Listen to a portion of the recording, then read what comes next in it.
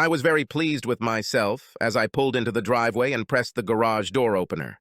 Addie's car was already in the garage, which was nothing new since she was always home before me. She was cooking dinner, and I was trying to decide if I should surprise her before dinner, during dinner, or maybe after dinner, when we sat on the patio and chatted about our day. Our 25th wedding anniversary was in 3 weeks, so I got busy and found a 2-week cruise. We both had a lot of vacation time left, and I couldn't think of a better way to burn off some of it than by spending 2 weeks on a romantic cruise. The timing couldn't have been better, as the last of our 3 children had just gotten married, and Addie and I were alone for the first time in 21 years. It's time to spice up our relationship, bring back the spark, or, to put it a little more crudely, have some hot monkey sex. It's not that there's anything missing in our sex life. We still manage to have it on average twice a week. But with kids around, it wasn't the spontaneous sex we had before we became parents. Feedings, and then school activities as the children got older, and then as they got even older, extracurricular activities. There were times when it was difficult, if not almost impossible, for us to find time for each other, but now those times are over. Barry was married and living in California, Marcia had graduated from State University and was working in Atlanta, and Ralph had just married his high school sweetheart, and they were moving to Ohio for a new position that Ralph had been promoted to. Yes, indeed, there is no better time for a romantic cruise. Addie was setting the table when I entered the room. I walked up to her, hugged and kissed her, and then went to take off my work clothes and put on shorts and a t-shirt. Over dinner, Addie told me that she had spoken with Ralph and that he and his fiancée had arrived safely in Akron and were unloading their luggage at their new apartment.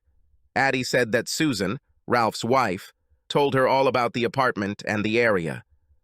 It looks like they'll be happy there. She put down her fork, took a deep breath, and then asked, "You know that I love you, don't you?" When I smiled at her and said, "Of course I know," alarm bells started ringing in my head. That line, "You know I love you, don't you?" ranks right up there with, "Does this dress make me look fat?" and "Honey, is my butt getting bigger?"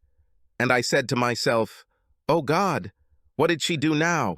Did you hit something with your car?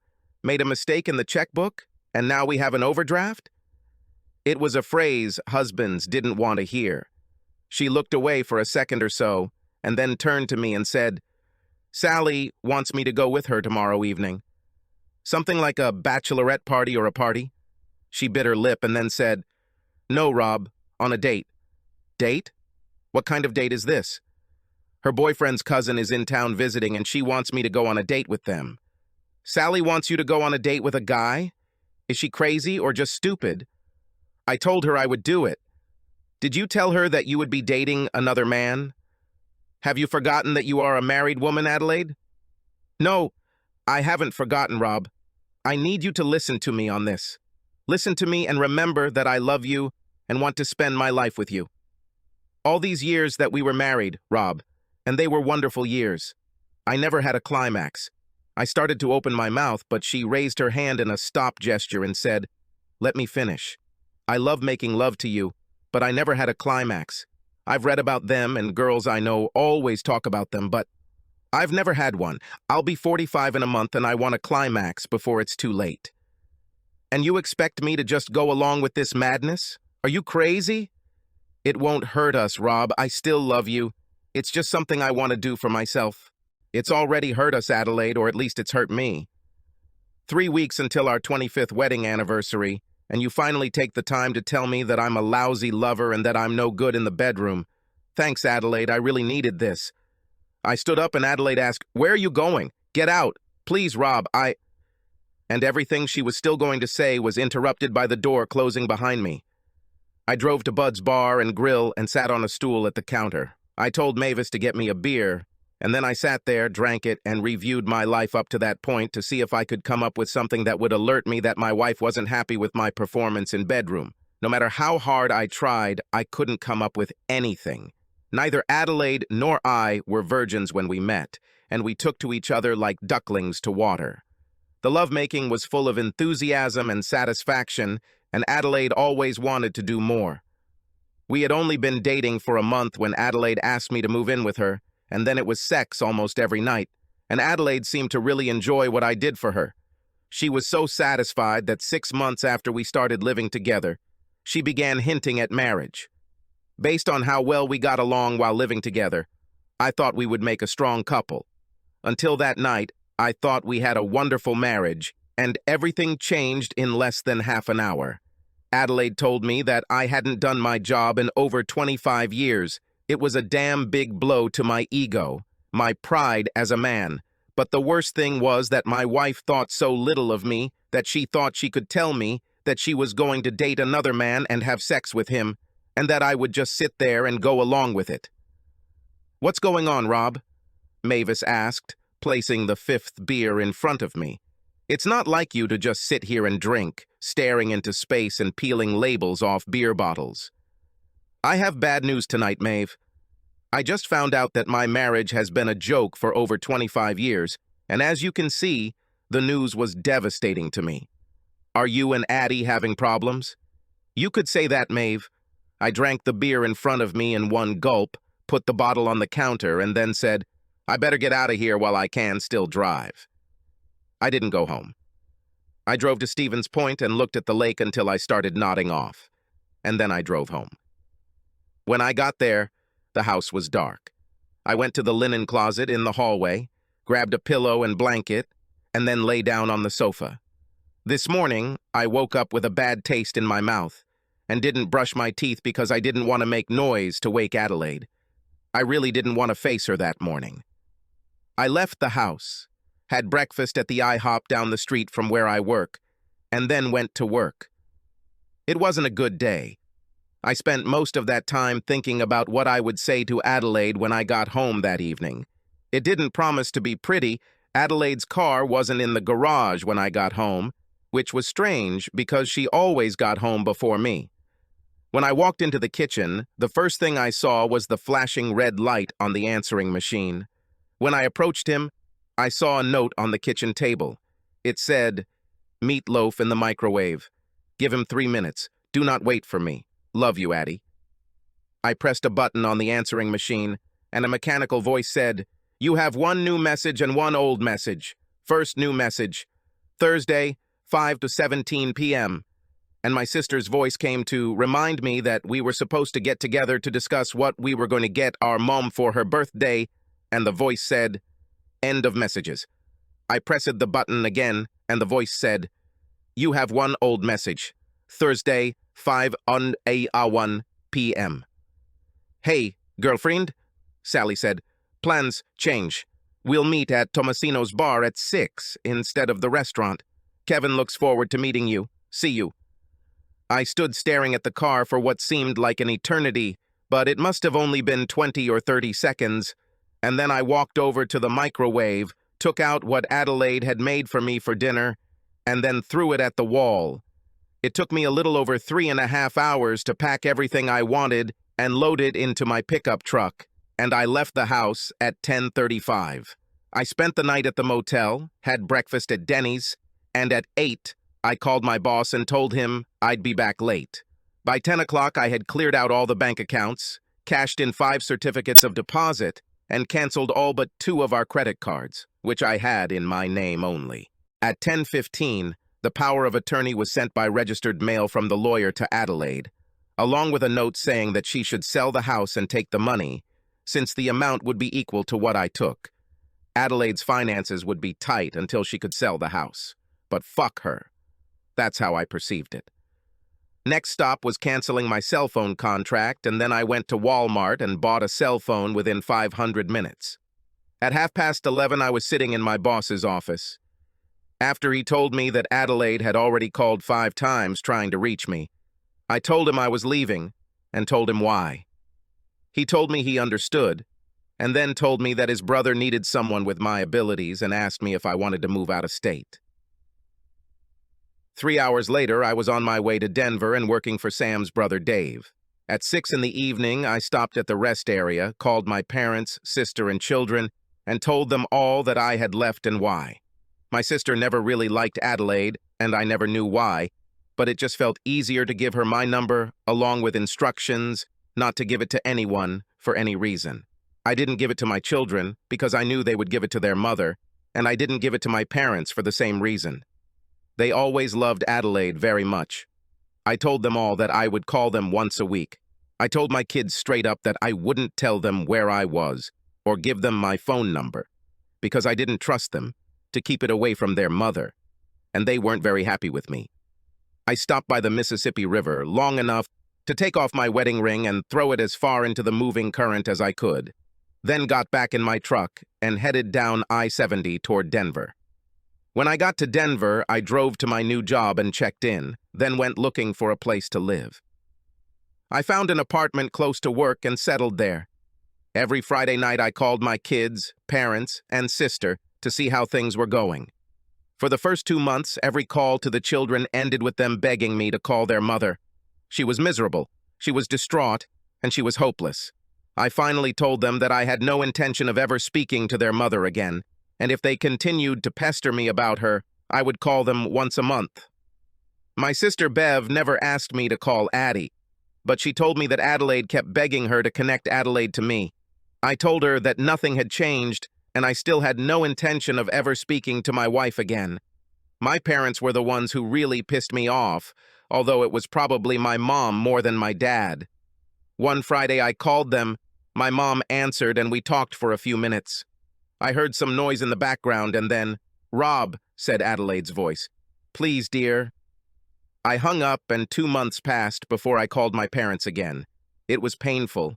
I loved her for so long, and in fact, I still loved her, but I couldn't have anything to do with her after what she did. Gradually, over the following months, all mention of Adelaide disappeared. I never asked about her, and no one talked about her. I didn't worry about getting a divorce because I didn't see any point in wasting money. At my age, getting married again was out of the question, so I didn't need to be single again. If there was a divorce, it would be because Addie would go for it, and while she didn't know where I was to be served, her only option was to divorce me for desertion, and that didn't bother me at all. There were a few women around my age where I worked, and a couple of them showed interest in me, and I started dating. I behaved well on these dates because I thought it would be unwise to start something with a coworker. What if it didn't work? Working together would be awkward. On my third date with Jolene, she asked me what my story was, and I said, "What do you mean by my story?" By the end of the second date, I usually fight off the guy's advances, and here we are on our third date, and you haven't even tried to kiss me goodnight. You must like me a little. Otherwise, we wouldn't have had our third date. Tell me...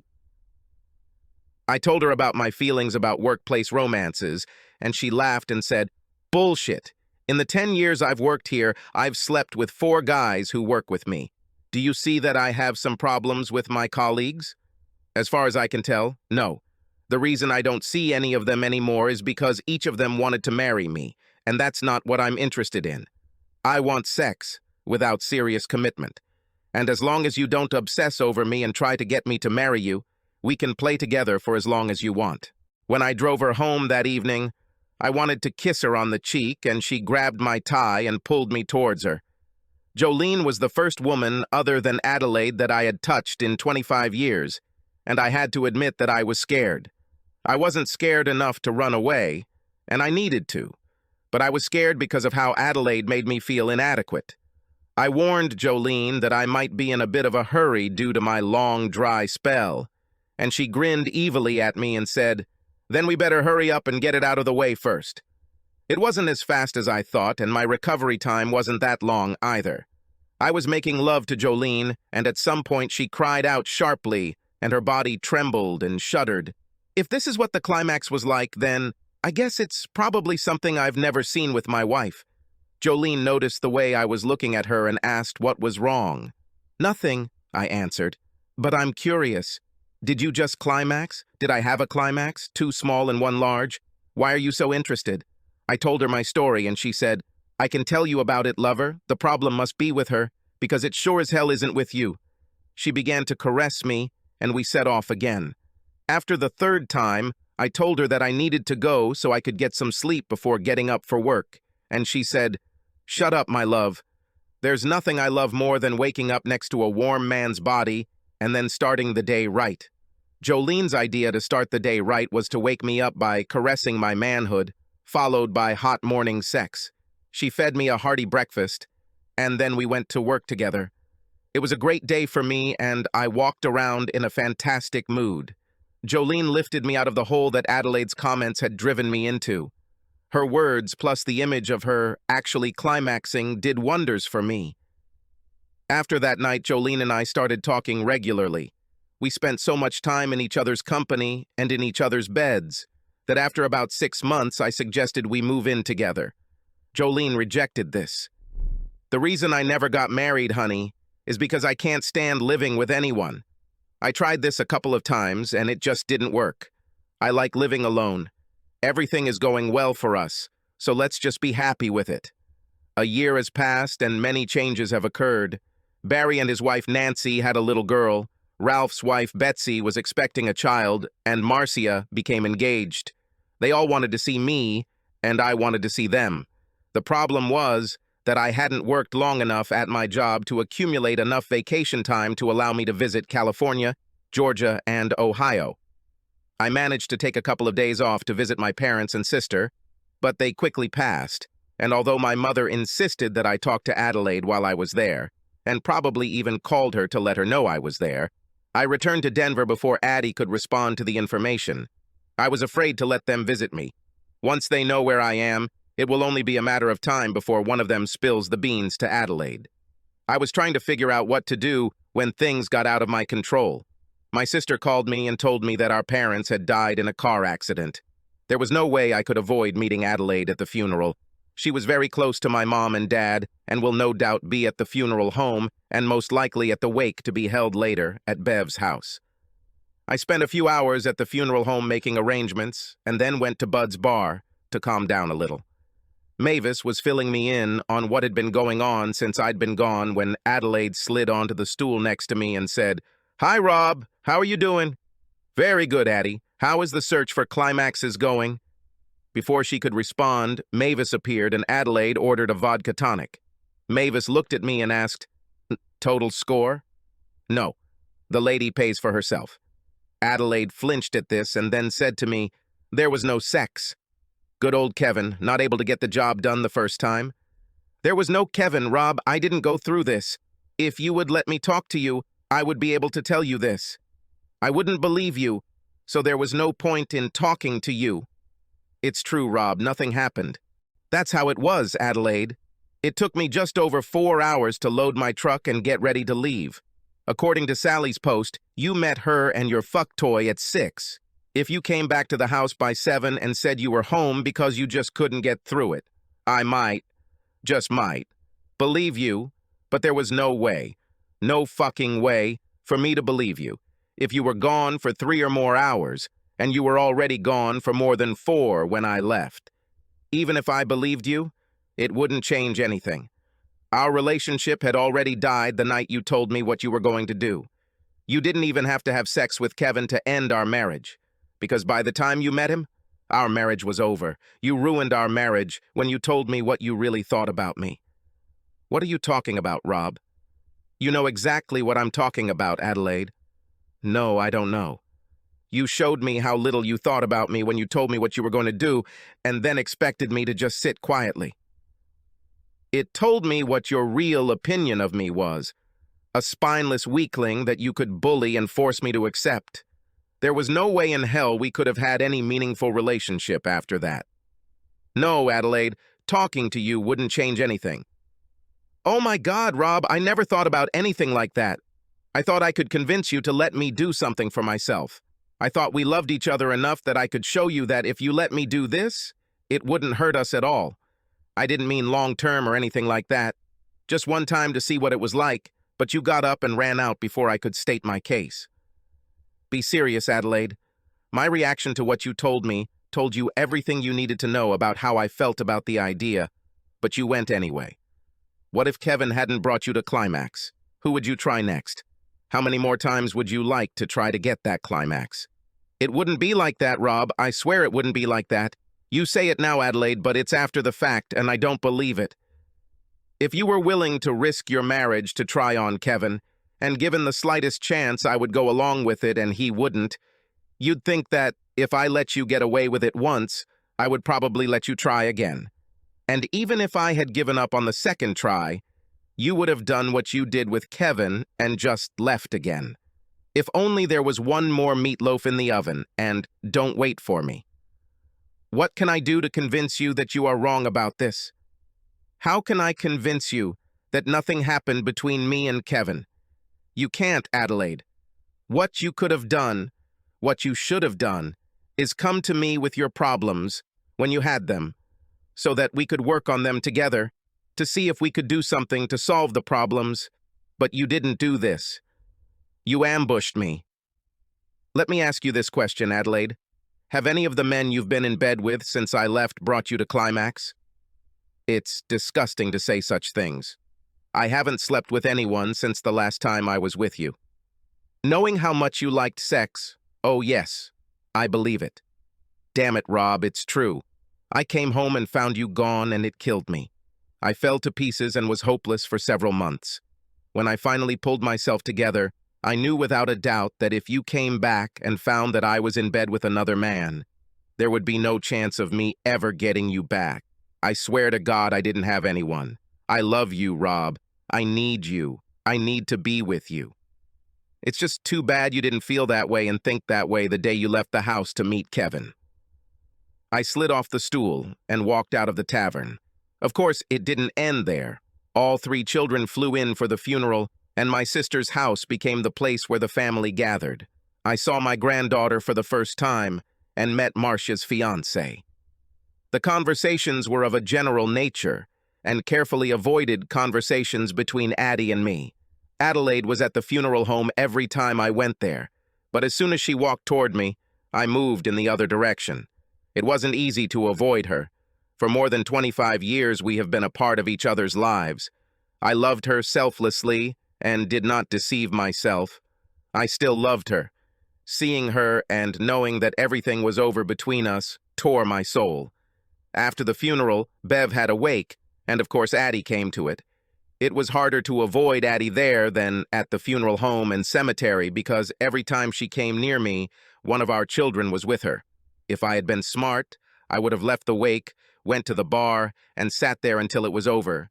But, unfortunately, with the departure of my parents, I became the head of the family and was obliged to stay until the end. As the last of the sympathizers left the wake, Barry, Ralph, and Marcia cornered me, and Barry said, "We need to talk, Dad." "Okay, go ahead." "Not here. We need a place that is a little more private." "For what?" "There is no one here except family, or those who are going to become family. The rest of the family doesn't need to hear this." Bev, who was standing behind me, told us we could use her sewing room, so the 4 of us went in and closed the door. "Okay," I said, "let's do it. You need to stop this crap with your mom. You are still married to each other, and she needs you. You need to go home with her." I started talking, but he raised his hand and said, "Let me finish. Mom told us what she did, and all 3 of us thought she had to be brain dead to think she could hit you with it and not expect any consequences. And what's more, we told her so. But she didn't go for it. She pulled her head out of her ass just in time to retreat and return home to you. That's what she says. But if she didn't go through with it, what did she do from the time she was supposed to meet her new boyfriend in bed at 6 until she got home? I wasn't packed, loaded, and ready to leave until almost 11. It's been over 4 hours since I was still in the house, and she wasn't home when I finally left. There is no way I can be sure that nothing happened during those hours, but it does not matter. As I told her the last time we spoke, our marriage ended when she told me what she was going to do. This is the key, and remember, she told me what she was going to do. Forget the blow to my ego, my male pride. Our marriage collapsed when she told me how low she really thought of me. Mom told us what you told her at Murphy's, but Dad, you're full of crap. Mom didn't tell you anything like that. It was just the way you chose to interpret what she said. You were angry with her from the very beginning when she told you that she never had a climax. You took this as a blow to your manhood and moved on. Why the hell didn't you look her in the eye and tell her maybe it wasn't your fault? Why did you just put up with it? Why didn't you fight back instead of running away in anger? Why the hell did you let 5 minutes ruin a 25-year marriage? It was a wonderful marriage. We all knew this. You knew that. Mom just listened to a bunch of girlfriends and let what they told her make her stupid. Marcia entered the conversation. You were a little brainless yourself, Dad. The father I grew up with would look my mother in the eye and say, "Fuck you. It will be over my dead body." And then he would attack the problem. I looked at my youngest. Are you going to jump on me too, Ralph? It is not necessary. All I'd like to do is say what Barry and Marcia have already said, except I might put a little more emphasis on what Marcia said. The father who raised me would not have run away. He would have fought back. Well, I'm sorry that I disappointed you all so much, but nothing has changed. You weren't there when your mother looked me straight in the eyes and told me she was going on a date with another man to see if he could bring her to climax. She didn't get nervous, didn't stutter, and didn't look away from me. She calmly and thoughtfully told me that she was going to have sex with another man. To answer the question why I did not resist, I will simply say that at that moment I didn't want this. If she could do this to me after 25 years, then, as far as I understood, I had nothing to fight for. Frankly, at that moment I didn't want to look at your mother anymore. I didn't run away, as you so elegantly put it, in a rage. Your mother ruined our marriage, and there was no point in staying here with her anymore.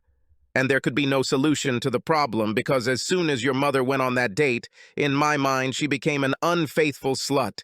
She claims she came to her senses and didn't go through with it, but I don't believe it. Not for 1 minute. She wasn't home when I returned from work. She met her lover at 6 and was still gone when I left shortly before 11. Get this firmly ingrained in your heads. Your mother ruined our marriage. I have nothing to do with this. I'm moving on with my life, and I'm happy where this life is now, and I see no reason to change it.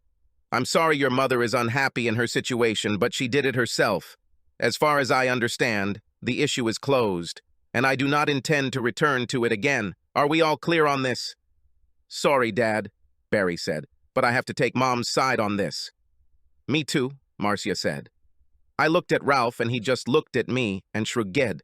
So be it, I said and left the room. I said goodnight to Bev and went to the room I was using. I packed my things, got everything ready to leave in the morning, and then went to bed. How did you cope with everything? Jolene asked me on my first day of work. Badly.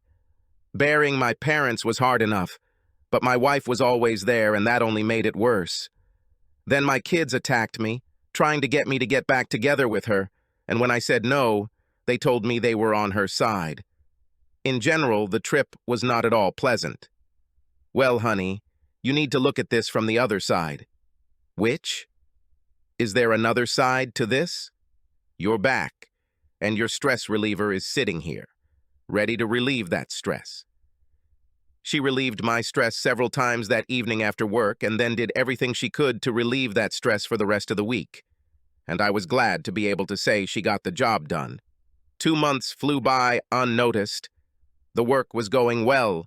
My relationship with Jolene was going well, and then life got complicated again.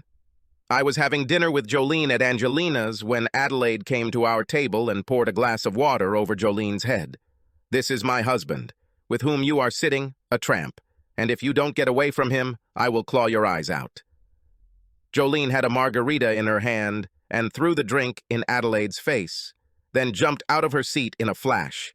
She slammed her open palm hard into Adelaide's face, causing Adelaide to stagger, and then Adelaide lowered her head and lunged at Jolene.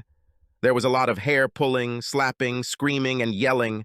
It took 3 of us to separate them, and when that was done, Andre, the head waiter, politely but firmly asked us to leave.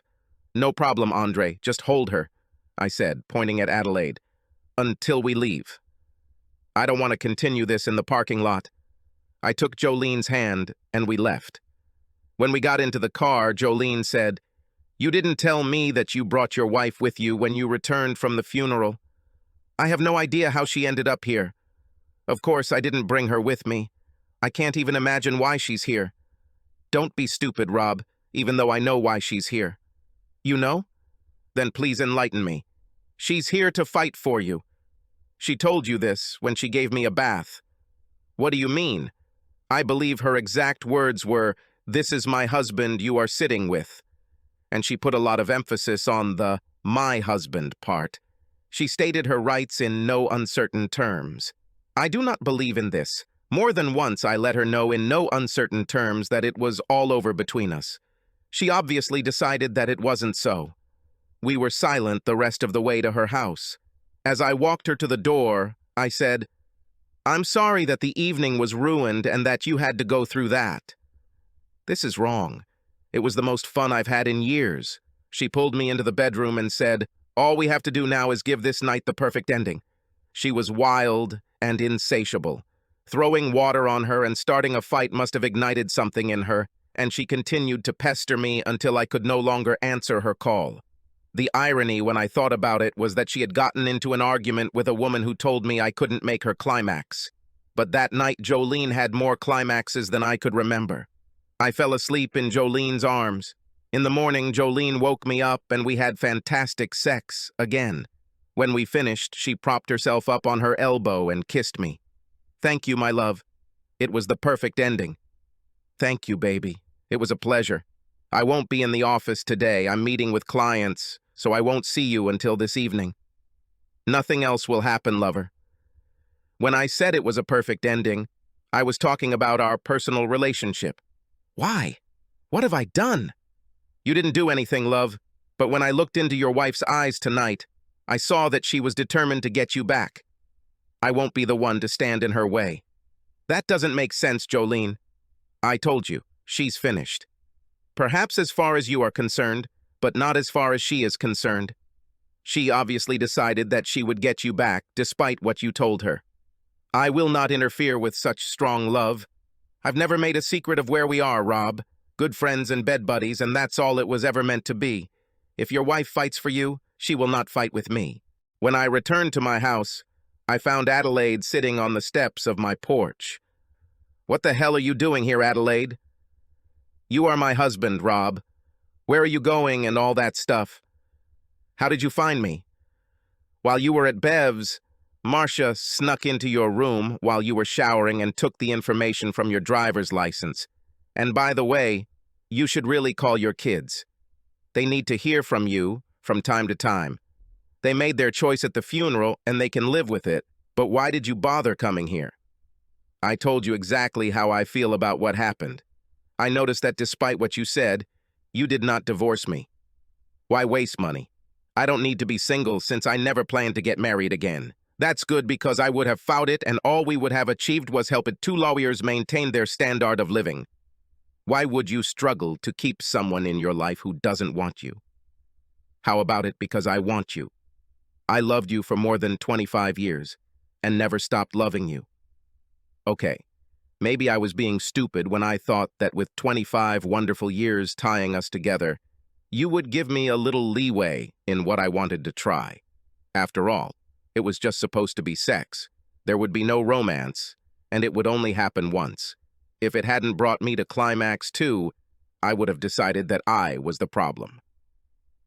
That's like saying that if you climaxed with him, the problem would be me, and in your opinion, I would become less masculine because I wouldn't be able to do my job. What if the climax was so wonderful that you just had to experience more of it? What then? I thought about these things, Rob, and that's part of the reason I never went through it. Call me naive or just plain stupid, but I honestly thought I could convince you to let me try it once and that it wouldn't hurt us. When I met Kevin, he was nice enough, but I got the feeling he thought I was just some married tramp having a good time and cheating on her husband. As the evening wore on, the thought kept lingering in my mind, and I finally realized that cheating on you is exactly what I would do if I went through with it. If you had said okay when I brought it up, it wouldn't have been cheating, but you didn't say okay. You just ran out of the house. I couldn't go through with it. When the dinner, drinks, and dancing were over, Sally suggested we all go to her house, and I told them I would meet them there, but I got in the car and drove straight home. I got there at 10:45, but you weren't there. I saw the sauce on the wall and the dinner I left for you on the floor. I thought you must have gone to the bar, so I sat down and waited for you to come home. When you weren't home at 3:30, I got up to go to bed. And that's when I noticed that your things were missing. I was blown to pieces. I did nothing but drink and dance that night, Rob. And I haven't had a man since the last time you and I made love. The problem is that I don't believe you, Adelaide. I'm ready to take a lie detector test, Rob. If you can find someone to do it, I'll even inject my arm with truth serum. And that leaves only two things. Complete nonsense because I thought you were a weakling, and that you were less of a man because you never drove me crazy until the climax. There's no way I could have spent 25 years with you if you were a spineless weakling. If this was what I thought about you, you would have seen plenty of evidence of it long before that night. Think about it, Rob. Could we have had 25 wonderful years if I had not loved and respected you as a man, husband, and father? The same applies to the climax. Have you ever thought that maybe instead of you not being able to give it to me, it was I who was not being able to have it? I wanted to see what it was like, to experience it for myself, and I asked you to let me try. I never once said that you were not courageous enough or that you lacked something. I just said that I never had one. Now I understand that it was an idiotic thing to do, but I was sure that in 25 years you would understand that I loved you and did not humiliate you. I love you, Rob. I need you. Please, Rob, please let me back into your life. My life is here now, Adelaide. Like mine, Rob. I quit my job, put my house on the market, and moved here. There was no way I could bring you back from 900 miles away. I looked at her for a few seconds and then said, I'm not promising anything, Adelaide, but maybe we can date for a while and see what happens. She rushed to me and started crying. You won't regret it, Rob. I promise you that you won't regret it. We met once or twice a week for about a month, and then it was 3 or 4 times a week. 4 months later, Addie moved in with me, and 5 months later, it was as if nothing had happened. She seemed to have made it her life's work to pamper me. We made love 4 and 5 times a week, and although I never brought her to climax, it was never mentioned. My relationship with my children is still a little strained. I'm not at all happy that they sided with their mother. I didn't expect them to side with me, but I at least expected them to remain neutral. Jolene and I are still good friends, and at our company picnic, she walked up to Addie and told her she was glad we were back together. They hit it off and started having lunch together a couple times a month.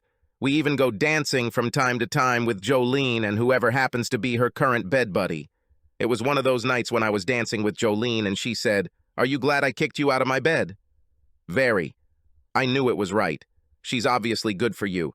You've become much calmer since you got back to her. Adelaide. I watched Rob dance with Jolene and thanked God for the 1,000th time that my gamble had paid off. I prayed that Rob wouldn't accept my offer to take a lie detector test. There was no way in hell I could have gone through with it because that night I went to bed with Kevin and we had sex 3 times before I got home at 2:30 in the morning to find Rob gone.